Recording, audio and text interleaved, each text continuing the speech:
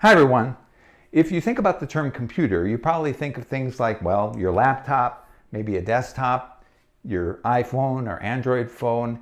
But if you added all those up, if you added all the laptops in the world, the phones in the world, the desktop computers in the world, the servers that run all the websites, if you rounded that to the nearest percentage point, all those would account for 0% of the computers on the world. 99 point whatever percent of computers are what's called embedded computers. Computers embedded in devices. For example, the average home has around 100 computers in it.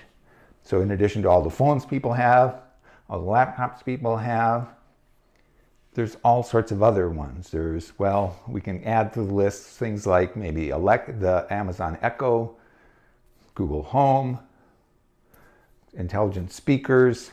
But in addition to all those are maybe the obvious ones: the microwave oven, the toaster, the coffee maker, the washer, the dryer, the TV remote, the automatic sprinkler system, if you have an alarm system, the alarm system. The list, as you can imagine, is vast in an average home. We're just surrounded by these microprocessors. And the same is true with an automobile. The average car has around 200 pounds of electronics in it, and those electronics account for about 50% of the price of a new car. So most of what's in that car, or the very expensive stuff, are the electronics, the embedded computers in them. In my house, just kind of going back to the house idea, I have a small music area set up with some electronic keyboards, and all those electronic keyboards and amplifiers, they have embedded computers in them. So when we think about computers, we can expand out from this idea of, well, computers are just laptops and maybe phones and desktops, to this vast range of computational devices. And the question then becomes well, what is a computer? What makes a computer a computer? And a very simple definition would be a computer is something that can execute a sequence of arithmetic and logical expressions. So it can do 2 plus 2, those are the obvious ones, but the logical ones are things we've already seen, where we can digitally write, we can put voltage to a particular pin that'll turn on a light, and we can turn it off, we can wait a while, we can have conditions. So if something is true, then do this other thing.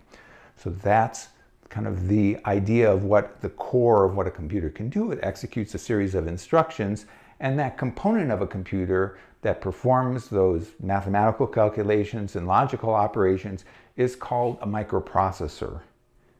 Or you can also call it a central processing unit, or a CPU. And when you're looking at computers to buy or phones to buy, and if you click on that tech specs button, you'll see information about that, about the microprocessor.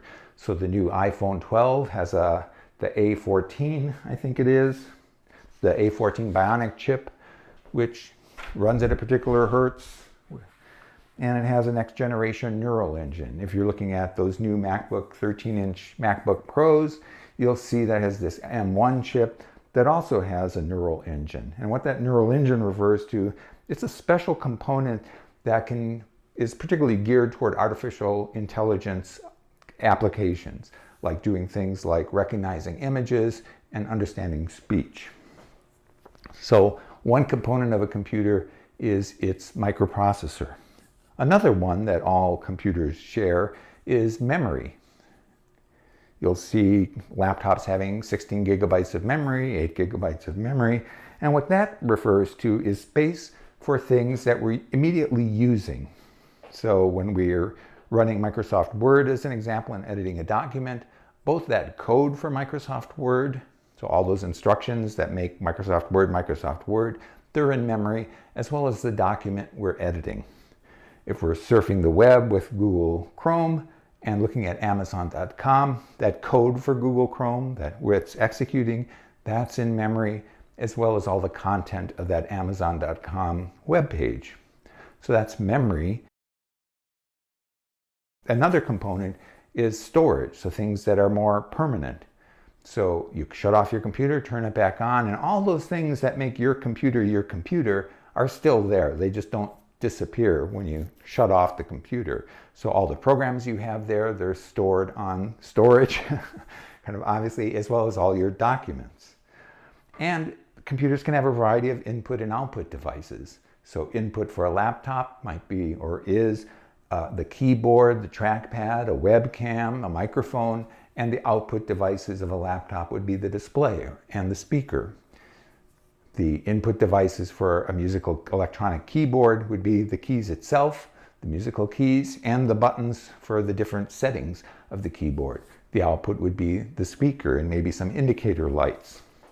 The input for a computer in a car might be all the different sensors, what's the temperature, what's the speed, how far is the car in front of you away from you, and the output would be all the display stuff you see, as well as if you have adaptive cruise control, it might hit the brakes, so that output is enabling him to make brakes or speed up the car for cruise control. So every computer has some input and output devices. So that's what all these computers, all these of all types, share. There's a central processing unit, a CPU or microprocessor. There's some memory and some storage, and things are hooked up, input and output devices. And what makes this little Arduino kind of interesting is that it's easy to attach input and output devices. So if we wanted to connect up this tiny LED to our phone, let's choose this one, it would be difficult. But if we wanted to connect it up to the Arduino, it'd be easy. If we wanted to connect up a temperature sensor to our phone, it would be challenging, or a laptop would be challenging. To the Arduino, it's trivial. So that's what makes the Arduino kind of fun and interesting, in that it allows us to connect all sorts of interesting input and output devices. And before switching to looking at the Arduino Uno, I'm just showing you here a video of us installing, or me installing, a phone to use as a self-driving car. So the cell phone there on the windshield is the brains of the operation, and it's hooked to the computers in this car. That's my wife's hands. We're not exactly trusting it at this point. We're going, 51 miles an hour, and it's looking good. So there's the phone. So it's looking at its input devices are the camera of the phone and all the information about that's the sense coming from the sensors of the car. So the steering angle, the brakes, how fast we're going, all those are coming from the automobile.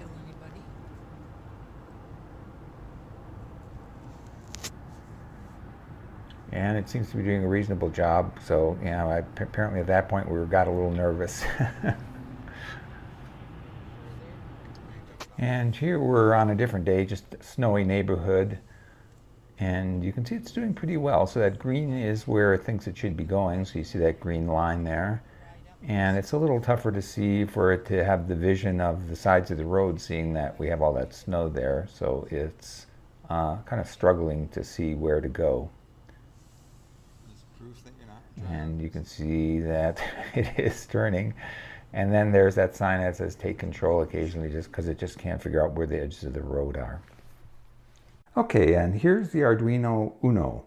So the microprocessor, the part of the computer that performs the calculations and logical operations and mathematical operations and contains the memory, so it does kind of everything, is this chip here, this large chip. That's the main unit, the computational unit of this Arduino Uno board. The connectors here are, this part here is a USB connector that allows us to connect from this device to our laptop, so our laptop can send programs to the Arduino. So we use the laptop to write the programs and then send it via this USB cable to the Arduino. And it also supplies power to the Arduino. So in order for the Arduino to work, it needs some power. This is a way of doing it. It just takes power from the laptop. Alternatively, we have a barrel jack here that takes power, and we can connect this to a battery, and it won't need to be tethered then to the laptop. It'll just be an independent device.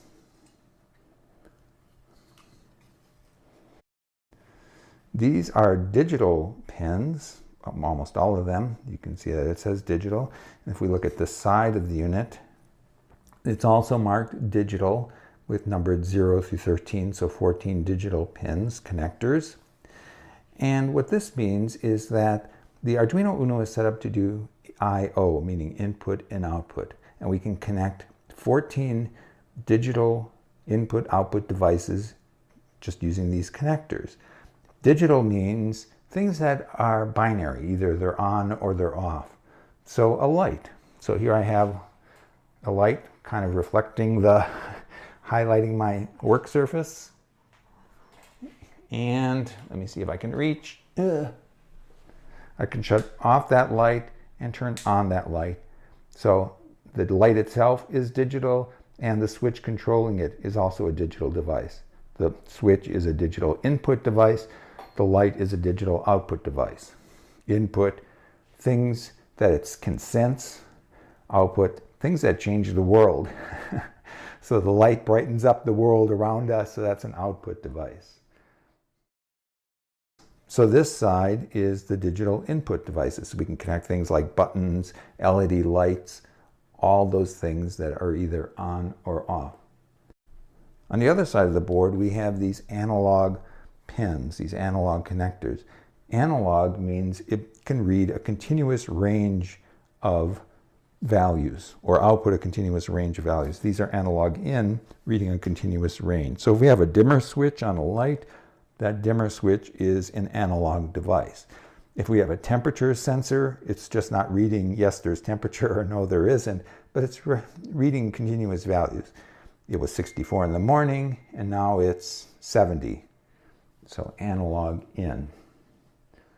And we'll learn about these analog devices a little bit later.